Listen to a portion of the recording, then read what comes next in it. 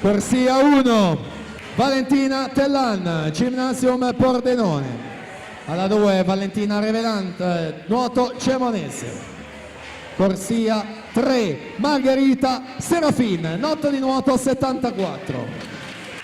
Corsia 4, Mojca Markun, Plavanik Radovlica. Alla 5, Vittoria Gai, Kogis. Corsia 6, Sara Flavia Strimb, Idros. Alla 7, Erika Tommassini, Bissau. In 8, Anna De Boni, Honda Blu.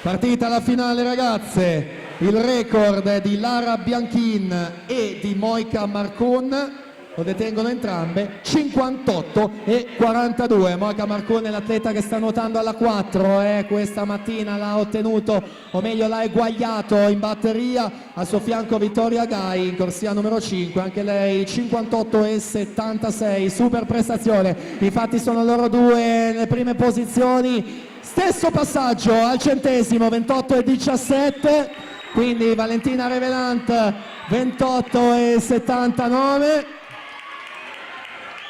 virata dei 75 metri, ancora molto vicine, la lotta per la vittoria e anche occhio al cronometro, 58 e 42 è il record, testa a testa, corsie 4 e 5.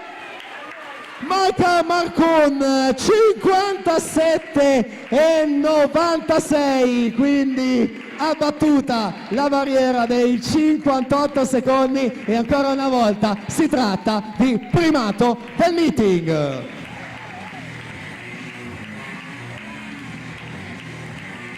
Mojca Markun al record, ma applausi anche a Vittoria Gai, anche lei sotto il precedente primato con 58 e 20.